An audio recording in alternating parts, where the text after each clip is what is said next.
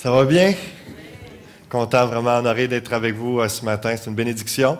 J'ai su que le pasteur Serge était en vacances et puis, entre autres, il m'a mentionné que je pense que c'est son anniversaire de mariage, si je ne me trompe pas. Donc, un bon moment pour lui. C'est un privilège pour moi d'être ici parce que si je regarde à tout le leadership de cette Église ici, et à plusieurs d'entre vous que je vous connais depuis tellement d'années. Mais je regarde Pasteur Serge, Pasteur Guy, Pasteur Stéphane, c'est vraiment des hommes que j'affectionne beaucoup. J'ai beaucoup d'affection, on se voit régulièrement.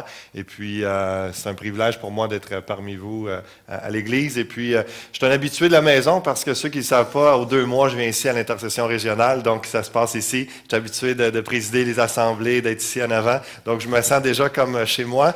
Et puis, donc, c'est un plaisir. Et puis, je veux dire félicitations. Fred, Martin, tout le groupe. Ça faisait longtemps que je ne vous avais pas entendu. Une belle onction. C'était vraiment puissant ce matin. On aurait continué, laisser de côté le message et juste être dans la présence de Dieu pendant 2 heures. Vraiment bénissant. Félicitations. On peut leur donner une main d'appréciation. Tout le groupe de louanges. Félicitations. Non seulement ils ont du talent, mais le cœur est là, puis on voit ça se porte là, dans les chants, ça véhicule quelque chose. Le titre de mon message ce matin, « Quand 2 plus 2 font 7 ». Quand 2 plus 2 font 7. Vous savez, vous n'avez même pas besoin d'être bon en mathématiques ce matin pour, comme vous le voyez, 2 plus 2, ça fait 7 pour moi. Vous n'avez pas besoin d'être bon en mathématiques. Il y a un petit bonhomme sur l'illustration qui dit « 75% de tous les élèves sont bons en maths. Eh bien, je crois que j'appartiens aux 17% restants. » Donc, si vous n'êtes pas bon en maths, c'est pas grave, vous allez bien recevoir le message. Il suffit d'ouvrir vos cœurs à ce que je vais vous partager de la parole. On voit sur le petit dessin en avant, on voit un professeur, ce qui est écrit au tableau, donc des formules assez compliquées. Ce que le prof veut dire, en fait, c'est 2 plus 2 égale 4. Et là, ce que l'étudiant voit, c'est du chinois. Et ce que l'étudiant retient, c'est absolument rien. Ce qui sera aux examens, c'est très, très volumineux. Et ce que la femme de ménage pense de ce qui est écrit, donc pas tellement content. Je vais essayer de ne pas être trop compliqué ce matin dans ce que je vais apporter.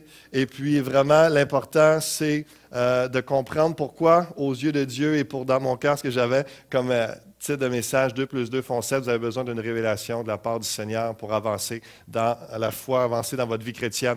Et c'est ce qu'on va regarder ensemble. Et pourquoi ce titre, pour moi, ça représente... vous savez, cette image-là de marathon, l'année passée, j'ai eu à cœur de préparer un marathon pour soutenir l'implantation d'églises au Québec. Et puis, c'est quelque chose, j'ai implanté une église il y a bientôt 7 ans, la plupart, vous le savez, à Waterloo. Puis, c'est quelque chose qui me passionne. Avec mon association, on aide à certains pasteurs à implanter des églises à différents endroits au Québec. Et l'année passée, j'avais vraiment à cœur de ne pas ramasser des sous pour mon église, pour moi ou quoi que ce soit, vraiment de soutenir des projets d'implantation qui sont à venir pour 2014 et de faire ça, de commencer ça cette année. Et alors que peut-être on est en novembre 2012, donc de l'année passée, j'ai ça dans mon cœur, j'ai ce désir-là. Et vraiment, c'est pour la gloire de Dieu, pour vraiment le projet. Puis c'est ce défi, ça motive. En début d'année, j'ai une rencontre pour l'implantation d'église à Montréal. Et puis, le pasteur apporte une vision. Et pour ceux qui connaissent, Marc Pilon de l'église Axe 21 à Sherbrooke. Et puis, il ne fait pas partie de notre association. On est à peu près une douzaine de leaders dénominationnels différents qui est rassemblés là. Et puis, il présente une vision qui s'appelle Transforme Québec. Et moi, dans mon cœur, l'année passée, par rapport à ce marathon-là, c'était mon désir vibrant. Seigneur, je veux ramasser des sous pour l'implantation d'églises, mais pas juste des églises de mon association. Même si je suis vendu, je l'aime beaucoup, l'ACF, tout ça, c'est pas pour ça. Je veux que ce soit pour le royaume de Dieu, que ce soit au-delà de juste ma famille d'église. Peu importe les mouvements évangéliques, s'il y en a qui prêchent Christ et qui veulent emmener des âmes au Seigneur, moi, je veux soutenir ces gens-là. Je veux les encourager. C'était ça mon cœur. Et lui, cet homme-là, en début d'année, ce jeune homme-là, un jeune pasteur comme moi, il présente la vision, puis il dit, moi, je vais encourager d'ici 2015 qu'on rassemble 100 églises qui ont une vision d'implanter des églises aux 5 ans, qui implantent des églises aux 5 ans. Donc, c'est une vision de multiplication, de vraiment engager, et ça ne coûte rien, c'est un réseau, c'est une vision, ce n'est pas une association. Et là, il y a plein de leaders dénominationnels différents, et là, je capte, voici le média, voici le moyen par lequel Dieu va utiliser, que les gens vont donner. Ça ne sera pas rattaché à moi, ça ne sera pas, et même Transforme Québec, c'est pas moi qui ai parti ça, etc. Vous savez, le 2, dans l'équation 2 plus 2 font 7, le 2, c'était mon désir de faire quelque chose pour le Seigneur.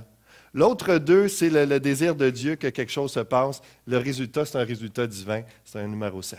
C'est pour ça que j'avais ça dans mon cœur. Et depuis que j'ai commencé à préparer ça en début d'année, à en parler à des gens, à me faire conseiller, puis à prier, toutes les portes s'ouvrent. C'est incroyable comment est-ce que Dieu bénit. Vous avez même un de vos techniciens qui m'aide vraiment gracieusement pour m'aider à monter une vidéo promo. Pascal, qui est là, j'apprécie beaucoup, merci. Et toutes les gens, j'ai à peu près 1 000 $ de dépenses jusqu'à présent. Puis moi, j'en ai parlé avec mon épouse. J'ai dit, Seigneur, je disais, Seigneur, c'est mon épouse, non. Je disais au Seigneur, donne-moi la foi et pour voir à nos besoins. Puis j'en parlais à mon épouse, Noémie, est-ce que tu es d'accord qu'on investisse? Et puis, il va peut-être avoir quelques centaines de dollars au départ à investir, puis on y croit. Elle dit, oui, pas de problème. J'ai même pas eu besoin encore de mettre la main dans ma poche. Tous les dons sont venus de l'extérieur. Des gens qui ont entendu parler ou même des gens qui ne savaient même pas mon projet, qui ont eu à cœur de me donner des centaines de dollars.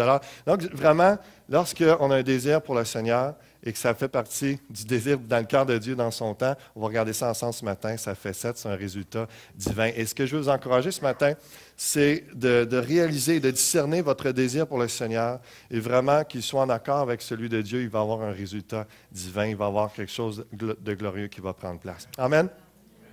Vous savez, c'est un autre exemple de ça, c'est le café le midi prochain. C'est un genre de soupe populaire café qu'on a démarré le mois passé. Ça faisait depuis l'année passée qu'on avait à cœur d'aider.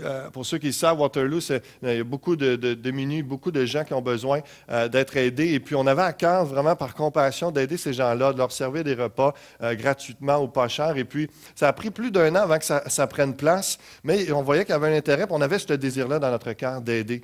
Et encore une fois, il y a quelques semaines, quelques mois, on a commencé à en parler. On avait ce désir-là, puis on a vu que c'était dans le désir de Dieu, évidemment, de toujours aider les pauvres, mais le timing était là, c'était vraiment le temps. Il y a plus d'une quinzaine de bénévoles, aussitôt qu'on a parlé du projet, qui se sont mobilisés. On dit, on veut participer. Les gens commençaient à donner. On a eu notre premier, au mois d'avril, première rencontre, café, soupe populaire. On a servi 10 repas aux gens de la communauté. Et puis, il y avait des nouveaux visages que je n'avais jamais vus qui sont venus. Et on sait que, même j'en ai parlé, je fais partie d'une table de concertation de plein d'organismes différents. On s'implique beaucoup dans la communauté, puis ça porte fruit. C'est le Seigneur qui a ouvert les portes.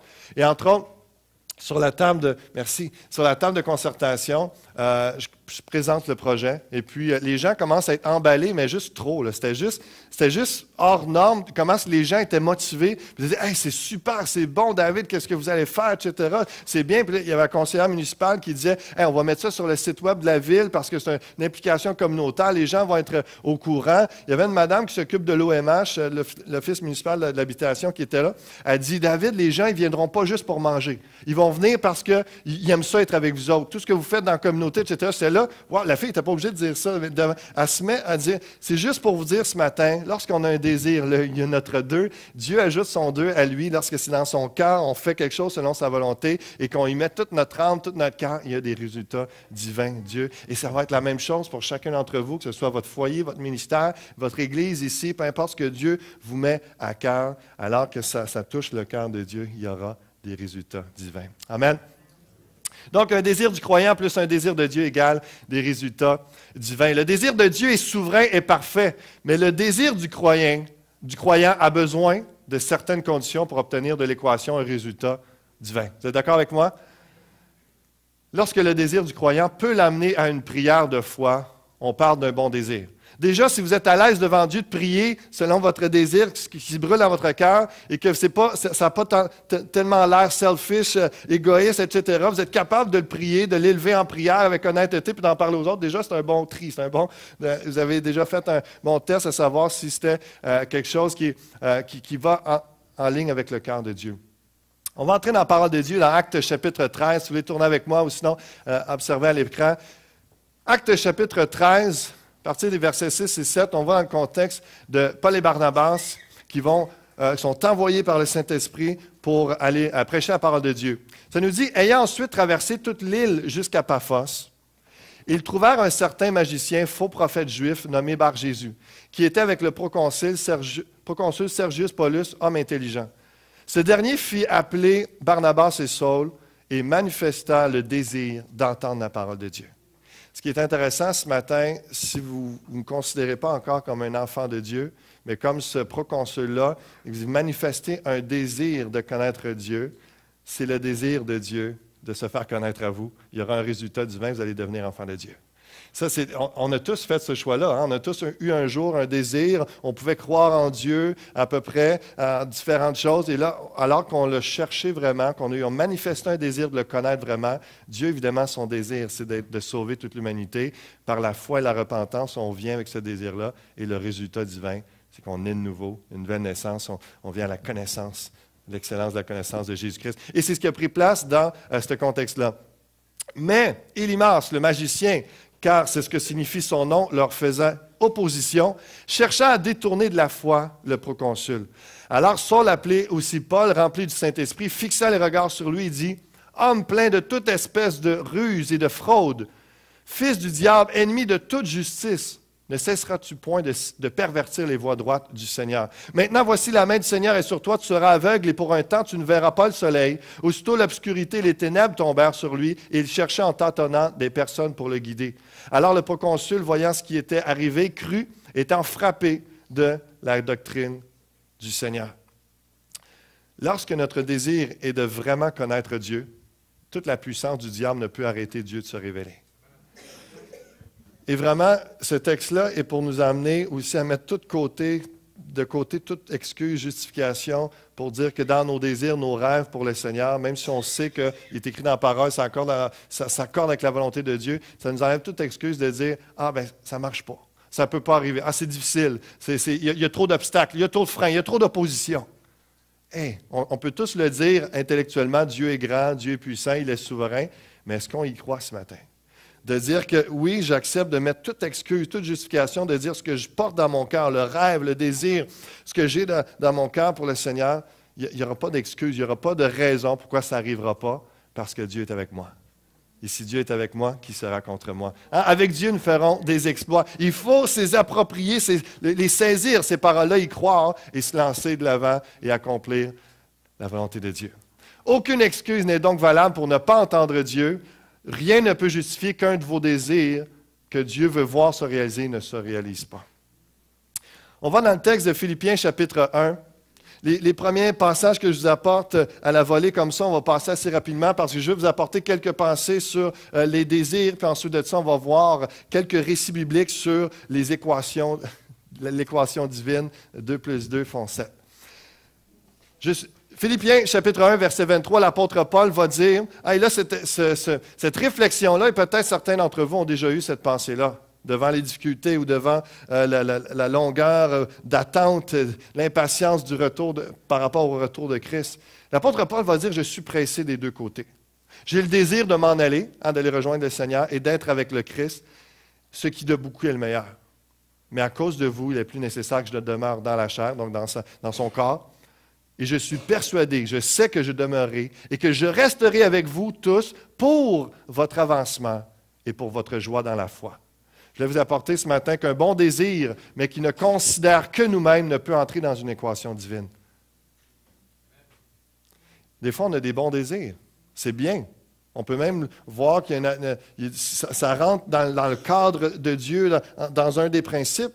Mais si l'objectif, notre motivation ou le but, ce n'est que nous-mêmes, Dieu ne peut pas s'accorder et en créer un résultat divin. Et vous savez, ça c'est un texte de l'apôtre Paul, et que c'est un bon désir. Il voulait, qui ne veut pas aller rejoindre le Seigneur le plus vite possible? On a tous ce désir-là. Mais si vous n'êtes pas encore avec le Seigneur ce matin, c'est parce qu'il y a une raison que vous soyez là. Non seulement il y a une raison que vous soyez là ici ce matin, d'entendre ce message-là à l'Église, mais demain aussi, vous avez encore une raison d'aller travailler. Il y a encore une raison que vous soyez là sur terre. Et c'est d'accomplir la volonté de Dieu, c'est d'accomplir les désirs qu'il met dans votre cœur et d'avoir un résultat divin. Mais ça ne passe jamais. Le désir ne peut pas être seulement pour notre avancement personnel.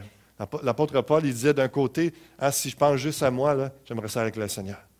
Mais si je pense à vous, je vais rester parce que vous avez besoin d'avancer avec le Seigneur, puis le Seigneur m'a donné des dons, comme il vous en a donné. Et puis, vous êtes utile pour faire avancer les autres et faire grandir dans la foi. Amen. Romains chapitre 15, verset 23. Mais maintenant, n'ayant plus rien qui me retienne dans ces contrées, et ayant depuis plusieurs années le désir d'aller vers vous, il parle à l'église de Rome, l'apôtre Paul, il a fondé cette église-là, et puis il s'ennuie, ça fait longtemps qu'il ne les a pas vus. Il dit, ça fait des années que j'ai le désir d'aller vers vous. J'espère vous voir en passant, parce qu'il s'en va vers l'Espagne, quand je me rendrai en Espagne, et y être accompagné par vous, après que j'aurai satisfait en partie mon désir de me trouver chez vous. Un autre principe important à comprendre par rapport à nos désirs, c'est ceci. Certains bons désirs que Dieu approuve n'enlèvent pas la nécessité du timing de Dieu. Des fois, on pense que notre désir n'est pas bon parce que les choses n'arrivent pas tout de suite. Et on peut se frustrer, on peut être impatient, mais gardons, lorsqu'on sait que c'est dans l'accord avec la volonté de Dieu, gardons la paix, la conviction et la patience et la sagesse d'attendre le bon moment. Hein, l'apôtre Paul, lui, il avait un bon désir d'aller les revoir, et ce n'était pas juste pour aller prendre un café avec eux, c'était pour aussi les édifier, leur enseigner, aller voir comment ils vont, et puis continuer dans son cœur pastoral, d'aller voir comment va l'Église, et puis les encourager. Mais les années ont passé, parce que ce n'était pas le temps de Dieu, et Dieu s'occupait de ces gens-là avec d'autres personnes. Et l'apôtre Paul, là où il était à ce moment-là. Et peut-être que vous êtes dans un endroit en ce moment où ce que vous aimeriez, vous pensez à un autre endroit. Vous pensez, l'endroit qu'il soit physique ou qu'il soit, c'est une image de dire peut-être que c'est d'autres personnes, c'est un autre ministère, c'est un projet que vous avez à cœur, mais il me semble que c'est loin avant l'accomplissement, avant la réalisation. Je veux juste vous rappeler, comme l'apôtre Paul l'a vécu, des fois ça peut prendre des années. Et ce n'est pas parce que le désir n'est pas bon. Et ce n'est pas parce que Dieu ne veut pas, simplement il y a un timing dans tout cela, et Dieu est souverain dans son timing, dans le temps que les choses dans lesquelles doivent s'accomplir. 2 Pierre, chapitre 2, verset 9. Le Seigneur s'est délivré de l'épreuve. C'est un avertissement, et je pense que c'est bon de le mettre aussi ce matin. Le Seigneur s'est délivré de l'épreuve les hommes pieux et réservé les injustes pour être punis au jour du jugement, surtout ceux qui courent après la chair dans un désir d'impureté et qui méprisent l'autorité. Comme je vous dis, c'est un avertissement. Les mauvais désirs mis en œuvre finiront par être punis par Dieu. Je vous ai partagé quelques textes pour discerner si vous avez un bon désir et s'il s'accorde avec le Seigneur, mais peut-être certains d'entre vous, vous êtes en train de mijoter à des mauvais désirs. Et je veux juste vous rappeler ce matin que la parole de Dieu nous avertit, malgré la grâce de Dieu, à la fin de toute chose, il y aura un jugement. Et il y aura une punition pour ceux que dans des mauvais désirs les auront mis en pratique. Ils se seront laissés aller à leur séduction, aux tentations, et puis auront accompli les œuvres de la chair des cheveux. Des œuvres qui, par nos passions, nos tentations, tout ce qui va être sensuel et perverse par rapport à nos désirs humains sans Dieu, tout cela, il y aura une conséquence. Je veux juste vous le rappeler, peut-être informer, avertir certaines personnes, dire que, il me semble que j'ai fait toutes sortes d'affaires croches dans ma vie, mais rien n'est arrivé. Un jour, vous allez finir par payer. Je veux juste vous le rappeler. Mais il y a une repentance, il y a un pardon, il y a une grâce qui est possible alors qu'on se repent, on se détourne de nos mauvaises voies et qu'on vient à Jésus-Christ. Quelques proverbes sur les désirs et avant d'aller plus loin, je veux juste, comme je l'ai mentionné déjà, mais dans la même pensée de ce que je vous parle de désirs, il faut mettre les désirs, les rêves, ou les désirs, les objectifs, les projets que vous avez à cœur, ou dans le sens des désirs, des besoins, ou les prières qu'on élève vers le Seigneur, qui sont des choses qui sont passionnées. On est passionné pour quelque chose, on sait que c'est pour la gloire de Dieu, il y a un désir ardent à l'intérieur de nous, c'est ce que je vous parle, et les choses qui passent le test du temps, passent le test de la parole de Dieu, et si vraiment, c'est là, ça brûle en dedans de vous. Et comprenez que vous êtes appelé à accomplir quelque chose en accord avec la puissance du Saint-Esprit et il y aura des résultats divins. Deux passages sur les Proverbes. Proverbe 13, verset 4. Ça nous dit « L'âme du paresseux a des désirs qu'il ne peut satisfaire, mais l'âme des hommes diligents sera rassasiée. » En d'autres mots, êtes-vous prêt à travailler pour accomplir vos souhaits? Oui, il y a une réalité, je l'ai vécu souvent. Il y a des choses que, et vendredi, j'avais une nuit de prière avec mon association, puis je me demandais dans quel état j'allais être ce matin, mais je suis top shape, ça va bien par la grâce de Dieu. Mais il y a eu une nuit de prière de vendredi à samedi, puis j'ai terminé avec ces paroles. J'ai terminé en disant, vous savez ce que j'aime de la prière? C'est que c'est efficace déjà. C'est un ministère en soi. Il y a des choses qui sont déjà réglées parce qu'on a prié. Il y a des choses qui ont déjà été accomplies. Par contre, ceci ne veut pas dire qu'il y a des projets dans nos cœurs qu'on fait juste prier puis tout va se faire tout seul. La réalité, que non seulement pour avoir du pain sur notre table, il faut travailler, mais pour accomplir la volonté de Dieu, il y a également la réalité qu'il faut il va y avoir beaucoup de prières, beaucoup d'inspiration, mais beaucoup de transpiration aussi. Ça va ensemble. La réalité, regardons l'apôtre Paul, hein? Dans les veilles, dans les fatigues, dans les combats, etc., mais toujours environné de la grâce de Dieu, toujours dans la gloire de Dieu. Il accomplissait l'œuvre du Seigneur, il avait des désirs d'annoncer la parole de Dieu, et Dieu l'utilisait puissamment.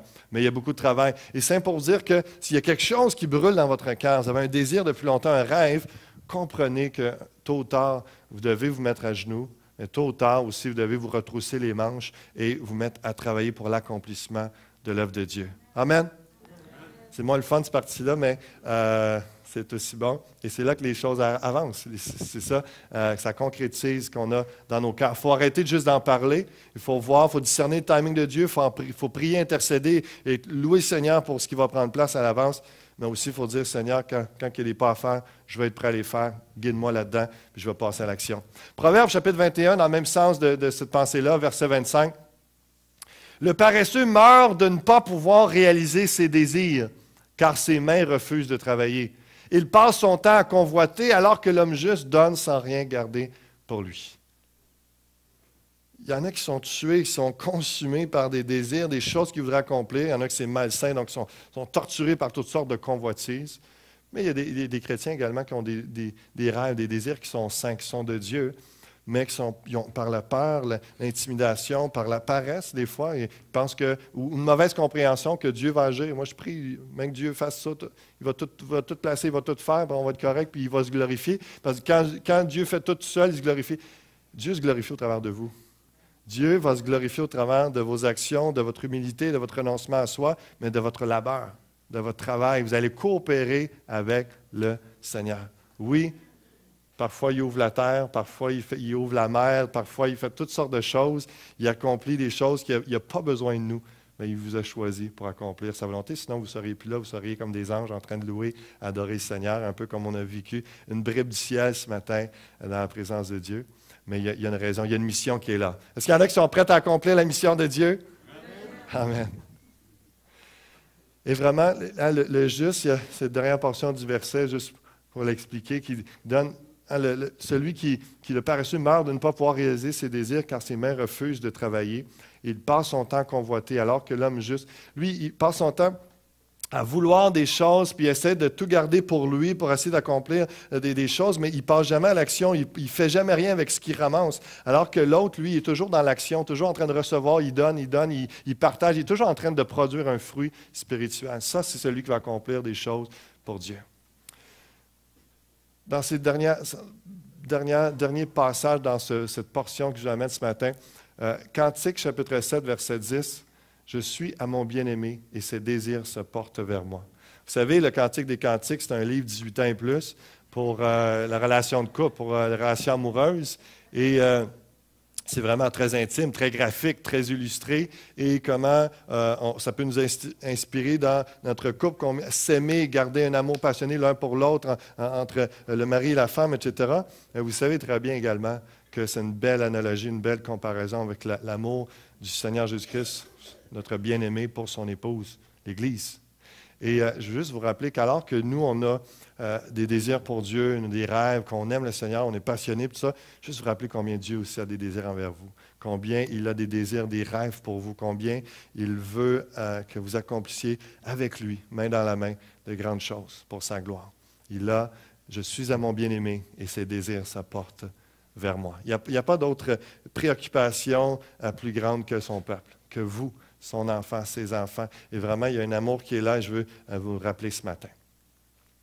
Donc, pour être valable, un petit résumé de ce qu'on a vu ensemble, le désir du croyant a besoin d'être en accord avec Dieu. Pour être valable, le désir du croyant a besoin d'être sans excuse, altruiste, ça veut dire à penser aux autres, dans le temps de Dieu et accompagné d'un désir de travailler. Il ne faut pas juste le porter, ce rêve-là, il faut être prêt à un moment donné à l'accoucher. Ma femme va accoucher dans 1 mois et demi et c'est notre 4e fille qui s'en vient selon ce qui est prévu, ce qui a été vu. Mais on pourrait dire, et des fois, je sais que les mères, et c'est un peu son cas aussi, l'accouchement, c'est pas trop.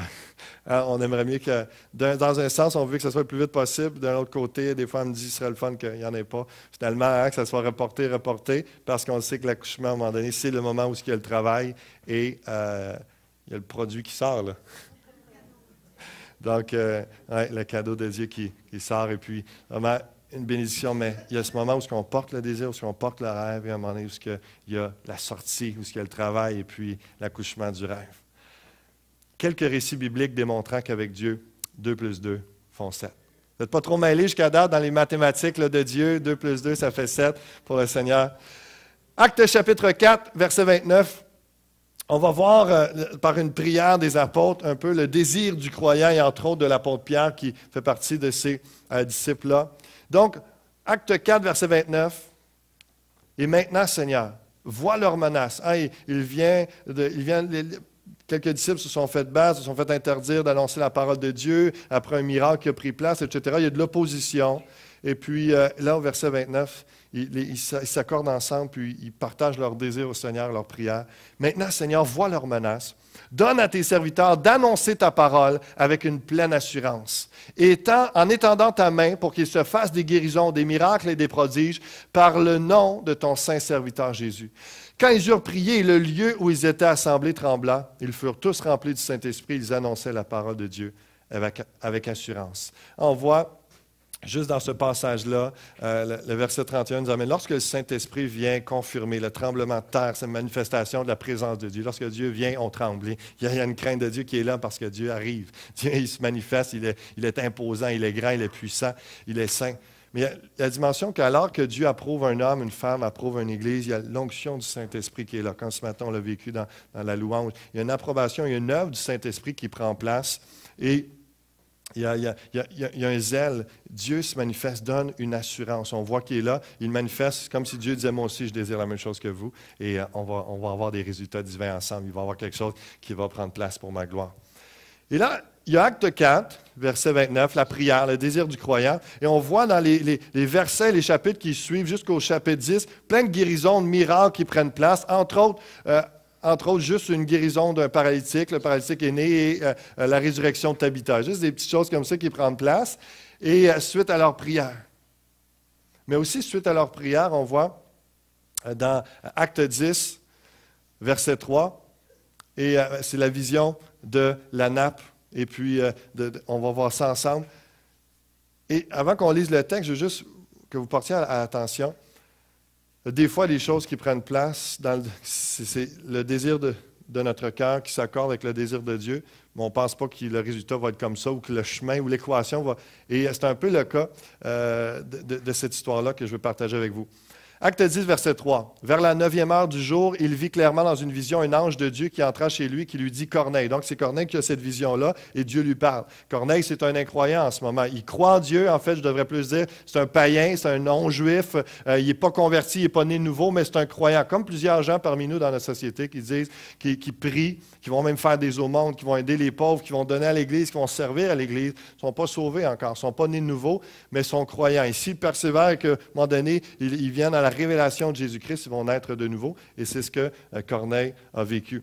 Les regards fixés sur lui, il saisit d'effroi. Il répondit, « Qu'est-ce, Seigneur? » Et l'ange lui dit, « Tes prières et tes aumônes sont montées devant Dieu, et il s'en est souvenu. » Le lendemain, comme ils étaient en route, au verset 9, je saute à l'histoire de l'apôtre Pierre qui rentre dans l'histoire. Le lendemain, comme ils étaient en route et qu'ils approchaient de la ville, Pierre monta sur le toit vers la 6e heure pour prier. Il eut faim. Il voulut manger. Pendant qu'on lui préparait à manger, il tomba en extase.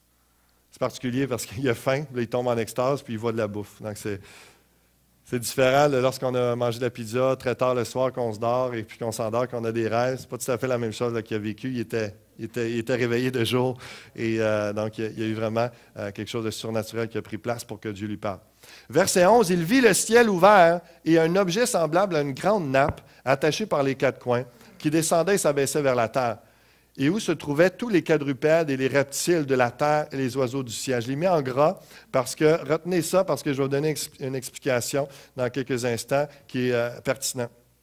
Et une voix lui dit, « Lève-toi, Pierre, tue et mange. » Mais Pierre dit, « Non, Seigneur, car je n'ai jamais rien mangé de souillé ni d'impur. » Et là, c'est pour ça que je vous apporte Lévitique chapitre 11, parce qu'il faut que vous compreniez le background culturel du Juif. Pierre est un Juif, il n'a jamais mangé des choses de ces animaux-là qu'il voit dans sa vision, parce que la loi juive dit que c'est impur. On voit ces textes-là dans Lévitique chapitre 11, donc la loi juive. Vous mangerez de tout animal qui a la corne fendue, le pied fourchu et qui rumine, mais vous ne mangerez pas de ceux qui ruminent seulement, qui ont la corne fendue seulement. Ici, vous ne mangerez pas le chameau qui rumine, mais qui n'a pas la corne fendue, vous le regarderez comme impur. Ce sont des quadrupèdes.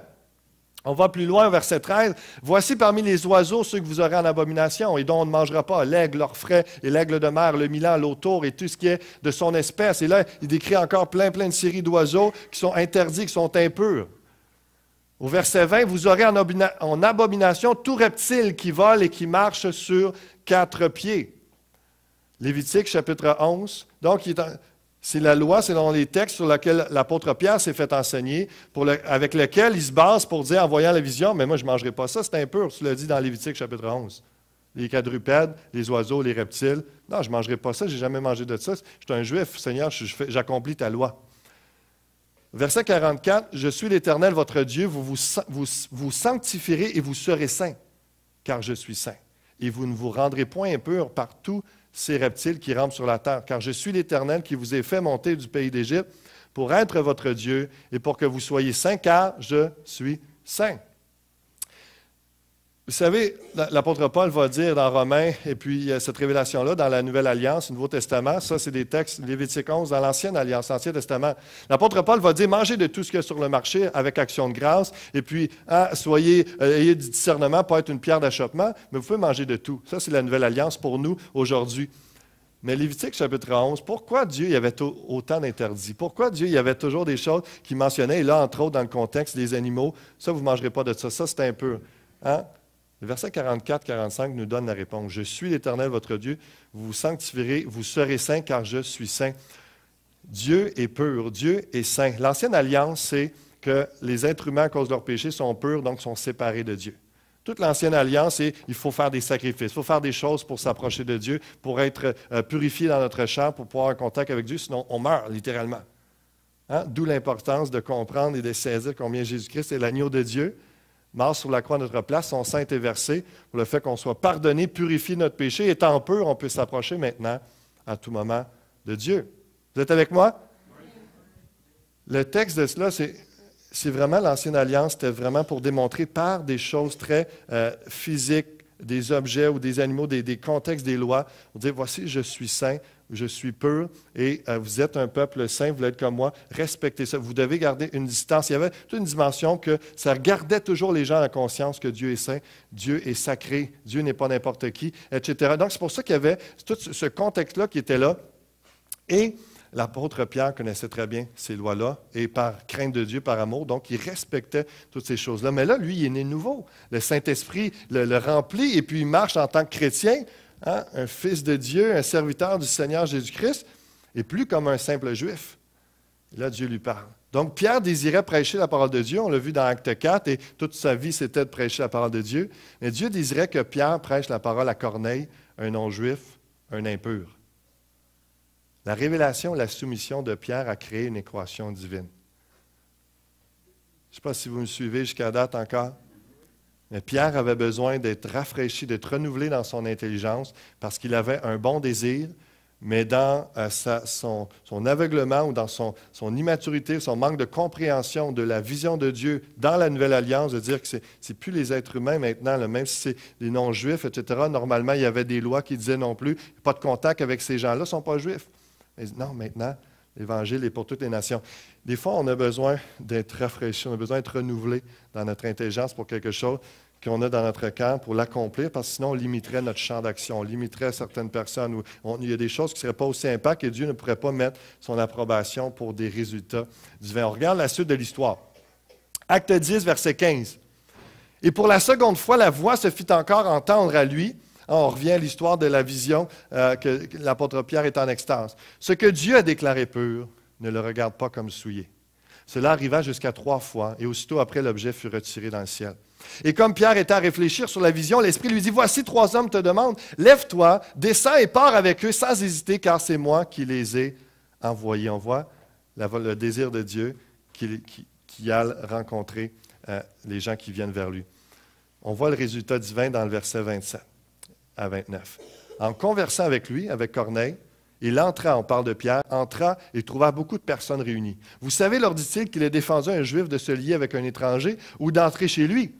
Mais Dieu m'a appris à ne regarder aucun homme comme souillé et impur. C'est pourquoi je n'ai pas eu d'objection à venir, puisque vous m'avez appelé. Je vous demande donc pour quel motif vous m'avez envoyé chercher. » Et on sait la suite de l'histoire. Corneille explique la vision qu'il a eue. Dieu lui a parlé. J'ai entendu tes prières, je me suis souvenu de tes aumônes. Va faire appeler Pierre qui vienne te parler, qui vienne te révéler qui est Jésus-Christ. Et puis, lui, Corneille, tous les gens à sa maison sont devenus des enfants de Dieu, sont nés nouveaux. Ils avaient la foi, mais maintenant, ils sont repentis, sont nés nouveaux par le Saint-Esprit.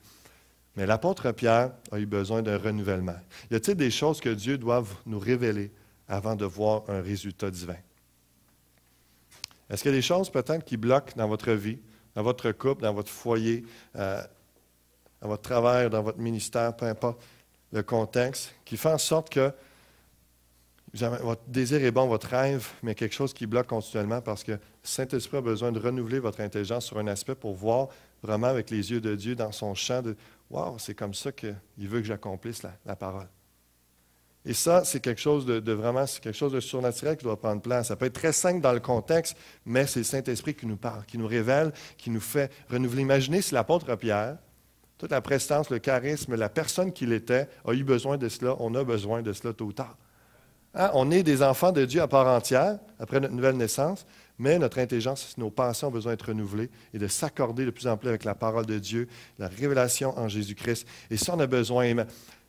Je vous partage ça dans quelques instants. On va aller en prière et puis ça sera peut-être pour certains de dire, Seigneur, moi je suis bloqué dans tel aspect de ma vie, je ne comprends pas pourquoi.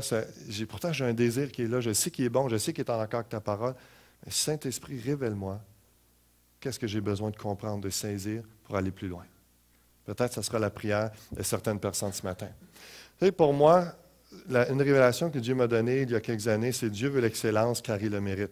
Vous savez, j'avais déjà entendu des enseignements là-dessus, mais vous connaissez probablement des textes dans Malachie, hein, où le prophète Malachie reprend un peu le peuple, pas juste un peu, pas mal, puis en disant, vous offrez des agneaux, des animaux là, avec une patte cassée, quelque chose, à Dieu, vous offririez même pas ça à votre gouverneur.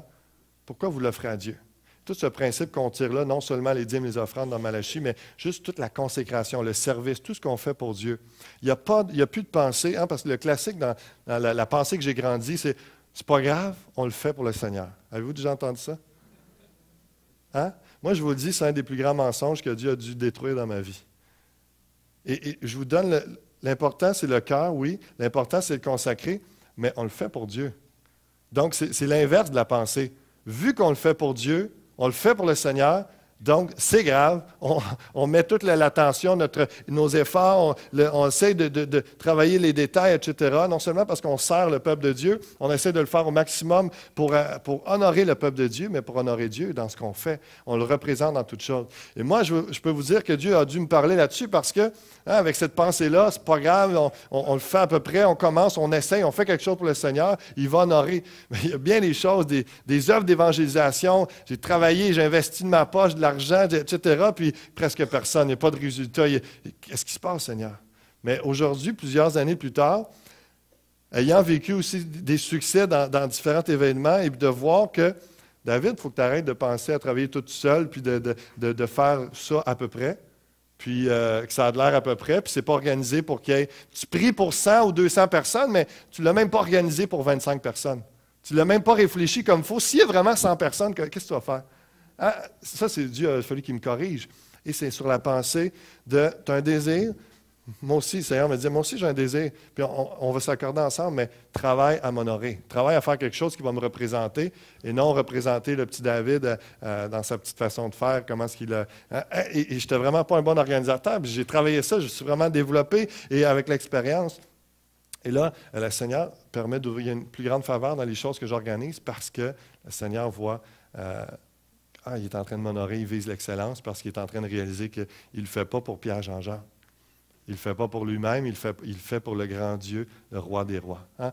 Peut-être que ça parle à quelques-uns, cette révélation, mais moi, c'est juste pour parler que, des fois, il y a un blocage, on pourrait se frustrer, s'arrêter, mais le Saint-Esprit, des fois, vient renouveler notre intelligence, vient nous révéler quelque chose pour dire, mais accorde-toi dans le même cœur de Dieu que ta pensée et honore-le dans ce que tu fais, et il y aura un résultat divin. Actes chapitre 15, évidemment, vous avez beau travailler très fort, mais je fais juste une parenthèse, si vous ne gardez pas le cœur, l'intégrité, ça ne marchera pas non plus, là. Donc, ne tombez pas dans l'autre extrême. Ayons les deux, ayons le cœur entier, puis ayons l'organisation entière aussi. Ayons l'excellence pour le Seigneur, l'excellence de cœur, d'intégrité, de pureté, d'adorateur devant le Seigneur, de soumission, d'humilité, mais l'excellence dans tout ce qu'on fait également. Actes chapitre 15. Le dernier passage, quelques passages qu'on va voir ensemble dans la conclusion de ce message. On voit le désir de Paul, acte 15, versets 35 et 36. Paul et Barnabas demeurèrent à Antioche, enseignant et annonçant avec plusieurs autres la bonne nouvelle de la parole du Seigneur. Quelques jours s'écoulèrent après lesquels Paul dit à Barnabas, « Retournons visiter les frères dans toutes les villes où nous avons annoncé la parole du Seigneur pour voir en quel état ils sont. » L'apôtre Paul avec Barnabas, ce sont des implanteurs d'églises à Éphèse, à Rome, à Philippe, tout ça. Il y a bien des endroits à Thessalonique. Ils ont implanté des églises. Et là, le camp pastoral de l'apôtre Paul, ça a été aussi de dire comment ils vont. Comment ils vont? Ils sont rendus où? Ça fait longtemps qu'ils ne les ont pas vus. On va retourner. Et puis son désir est bon, il est pur. Et on voit qu'il voulait s'assurer que les églises allaient bien, grandissant encore dans la foi. Un peu plus loin, dans l'accomplissement de ce désir-là, Actes chapitre 16, verset 4, en passant par les villes, il recommanda aux frères d'observer les décisions des apôtres et des anciens de Jérusalem. Les églises se fortifiaient dans la foi et augmentaient en nombre de jour en jour. Ayant été empêchés par le Saint-Esprit d'annoncer la parole dans l'Asie, ils traversèrent la Phrygie et le pays de Galatie. Vous connaissez bien cette histoire-là où on voit l'apôtre Paul, il a eu ce désir-là d'aller revoir les églises, pour voir dans quel état ils sont. Et là, il se met en branle, en train d'accomplir ce qui avait son désir, puis il était certain que c'était la volonté de Dieu. Et là, il voit que le Saint-Esprit est en train de dire, moi aussi, j'ai une volonté. Mais ça ne sera pas là. Ça serait bien, mais pas dans ce temps-là. Il y a d'autres endroits que je vais t'amener. Et dans tous les désirs qu'on a, lorsqu'on sait qu'ils sont purs, qu'ils sont bons, nos rêves, il faut toujours rester sensible au Saint-Esprit et d'être soumis à lui, d'être prêt à dire, il me semble, ça aurait été bon d'aller là à telle ville, tel endroit, faire tel ministère ou que je prenne rendez-vous avec telle personne. Des fois, le Saint-Esprit nous dirige, il ferme des portes pour nous faire dévier vers sa volonté. Il faut accepter cela et être sensible. Verset 7, arrivé près de la Mysie, ils se disposaient à entrer en Béthynie, mais l'Esprit de Jésus ne leur permit pas. C'est particulier. On voit la volonté du Seigneur qui est là. Ils franchirent alors la Mysie et descendirent à Troas. Encore une fois, peut-être que l'apôtre Paul aurait pu dire, écoute, on retourne chez nous, ça ne marche pas, le Seigneur est en train de fermer toutes les portes. Non, ce n'est pas ça. Il faut rester attentif et continuer à persévérer. On sait que notre désir est bon. Juste comprendre, non, peut-être que ce n'est pas le bon timing. Peut-être qu'il y a de quoi que je le pensais comme ça. Je pensais aller à point A, mais finalement, c'est le point B. C'est plus dans une autre direction. Le Saint-Esprit nous guide dans tout cela. Parce qu'il y a une chose qui est sûre, même si on jeûne, on prie, même si on reçoit des directions du Seigneur, on n'a jamais tout le plan global des détails au complet. Et souvent, on fait l'erreur, et moi aussi, de s'attendre à ce que ouais, mais c'est Dieu qui a dit ça et qui allait faire ça. Mais pas tout à fait comme ça. Pas tout à fait nécessairement dans ce moment-là, etc. Tout le portrait global, tu penses qu'à la première étape, tout va être accompli. Donc, il y a cette réflexion-là. On voit l'apôtre Paul. Son désir est là, mais le Saint-Esprit est en train de peaufiner ça un petit peu. Il faut être à l'aise de laisser le Saint-Esprit ne pas nous permettre certaines choses pour nous permettre d'autres. Ils franchirent alors la Mysie et descendirent à Troas. Pendant la nuit, Paul eut une vision. Un Macédonien lui apparut et lui fit cette prière, « Passe en Macédoine, secours-nous » Après cette vision de Paul, nous cherchâmes aussitôt à nous rendre en Macédoine, concluant que le Seigneur nous appelait à y annoncer la bonne nouvelle. Là, on voit la volonté directe du Seigneur. Le désir du Seigneur, c'était Macédoine. Oui, va visiter les frères, va les encourager, mais moi, c'est Macédoine, je veux que tu ailles aujourd'hui, maintenant. Vas-y là. Acte 16, le jour du sabbat, nous nous rendîmes hors de la porte vers une rivière où nous pensions qu'il se trouvait un lieu de prière. Nous nous assîmes et nous parlâmes aux femmes qui étaient réunies. L'une d'elles, nommée Lydie, marchande de pourpre de la ville de Thyatire, était une femme craignant Dieu et elle écoutait. Le Seigneur lui ouvrit le cœur pour qu'elle fût attentive à ce que disait Paul. Lorsqu'elle eut été baptisée avec sa famille, elle nous fit cette demande, « Si vous me jugez fidèle au Seigneur, entrez dans ma maison et demeurez-y. » Et elle nous pressa par ses instances. Le désir du croyant, le désir de l'apôtre Paul, c'était d'aller encourager les frères, d'aller voir leur état. Le désir de Dieu était, oui, vas-y dans cette direction-là, mais je vais te diriger autre. Moi, je veux que tu ailles en Macédoine. Et en Macédoine, il y a eu cette rencontre de cette femme-là. Sa famille a été sauvée. Il y a un résultat divin dans la vie. Il faut être sensible au Saint-Esprit. Il faut être malléable. Dernier texte que je vous apporte ce matin, dernière pensée, dernier récit. Acte chapitre 20. Le désir de Paul, verset 24. Je ne fais pour moi-même, il est dans ses derniers milles de sa vie, il sait que Dieu l'amène à rendre témoignage un peu partout, mais il sait que bientôt il va mourir, bientôt c'est la fin, et il est conscient de ça.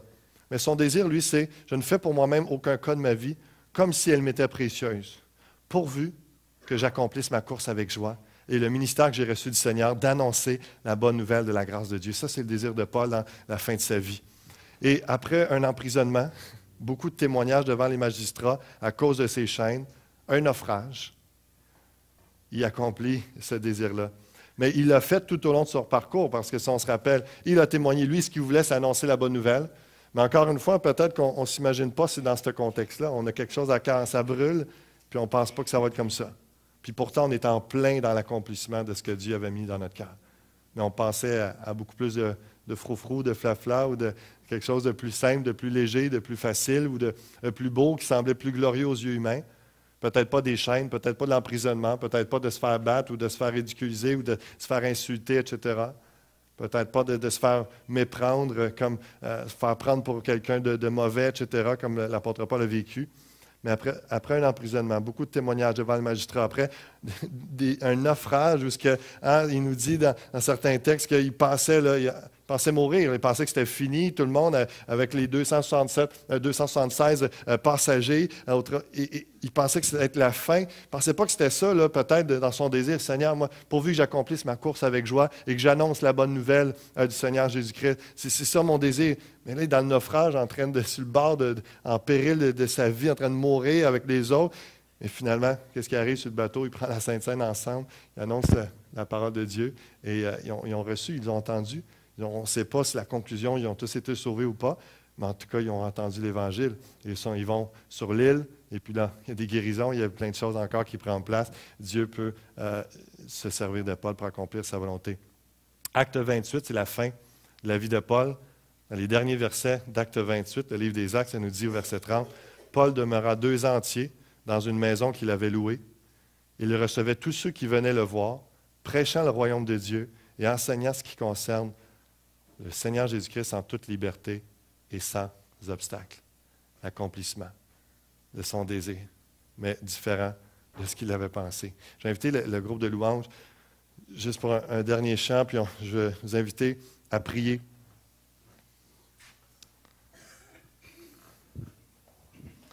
Peut-être reprendre le chant « Gloire à Jésus ». Simplement un chant où on se présentait en prière devant le Seigneur. Et je vous rappelle, l'apôtre Paul avait ce désir, pourvu que j'accomplisse ma course avec joie et que j'annonce l'Évangile. Par toutes sortes de péripéties qui ont duré des années, qu'il n'imaginait sûrement pas, dans son désir, dans son cœur au début, que c'était en allant vers Rome qu'il allait passer par tout cela. Mais, à la fin de sa vie, il est à Rome, et Paul demeura 2 ans entiers dans une maison qu'il avait louée. Il recevait tous ceux qui venaient le voir, prêchant le royaume de Dieu et enseignant ce qui concerne le Seigneur Jésus-Christ en toute liberté et sans obstacle. Dieu va accomplir son plan, sa volonté.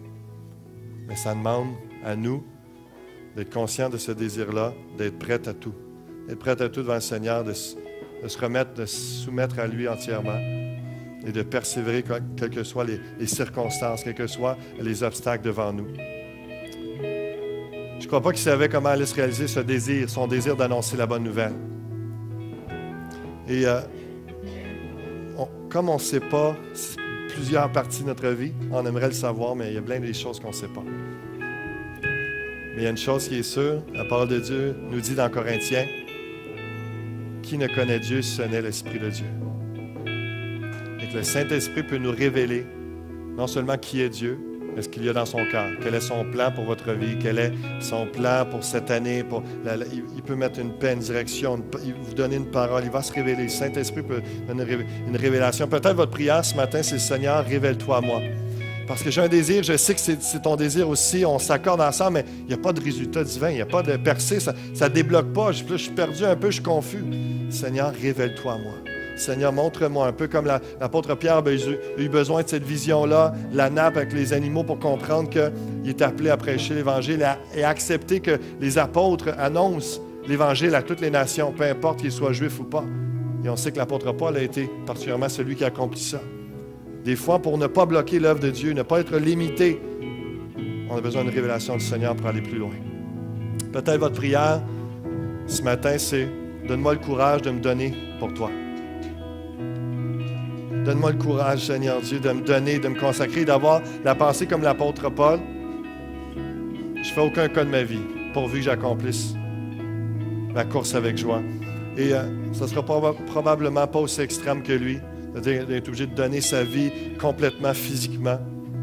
Mais dans un sens, cette vérité-là est là pour chacun d'entre nous. Est-ce qu'on est prêt pour ce que Dieu dépose dans notre cœur, pour les dons, les talents qu'il nous a donnés, pour notre vie chrétienne, les jours, les années qui nous restent encore à vivre ici sur terre?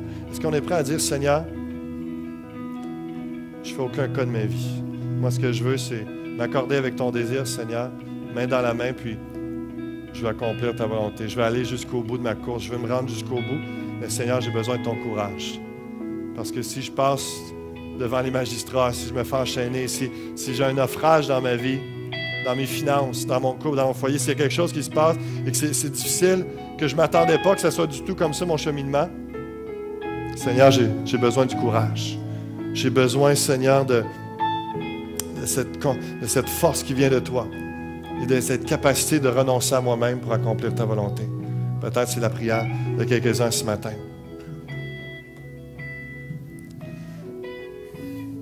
Je ne sais pas si vous êtes habitué de vous avancer ou dans différents appels, mais sentez-vous libre, que ce soit à votre place ou en vous avançant en avant, simplement pour dire, Seigneur, pas pour que je prie pour vous, simplement pour présenter devant le Seigneur, dire, Seigneur, révèle-toi à moi. Je suis bloqué en ce moment. J'ai besoin d'un renouvellement. J'ai besoin de comprendre que mon cœur, que mes pensées, mon intelligence s'élargissent, Seigneur. Révèle-toi à moi par ton Saint-Esprit. Que d'autres, vous pouvez vous avancer ce matin déjà, avant qu'on se mette à chanter, à prier dans ce sens-là. Peut-être d'autres ce matin, c'est Seigneur, je sais c'est quoi. Je sais qu'il faut que je me retrousse les manches. Je sais qu'il faut que je travaille fort. Il faut que je renonce à moi-même. Je trouve ça difficile, Seigneur, mais donne-moi le courage. Donne-moi l'audace de parler en ton nom. Donne-moi l'audace de témoigner pour toi. Donne-moi l'audace d'organiser tel événement pour toi. Donne-moi l'audace de donner pour telle œuvre. Donne-moi l'audace, Seigneur Dieu, de servir, de mettre de l'énergie, de mettre du temps, de l'argent, mais de mettre mon cœur dans quelque chose. Donne-moi le courage, Seigneur. Aide-moi comme l'apôtre Paul à dire, je ne fais aucun cas de ma vie. Peu importe si ça ne bénéficie pas à moi en premier. Que mon désir soit altruiste, que mon désir soit pour les autres, pour l'avancement du royaume de Dieu. Tant mieux si j'en bénéficie, Seigneur Dieu, mais ce n'est pas ma motivation. Alléluia. Jésus, Jésus. Alléluia, Jésus. Alléluia. Priez, réclamez une œuvre du Saint-Esprit ce matin. Alléluia. Commencez à parler à votre Dieu. Il est là, il est vivant. Alléluia. Alléluia. Jésus. Ô Saint-Esprit de Dieu. Verse-toi en ce lieu.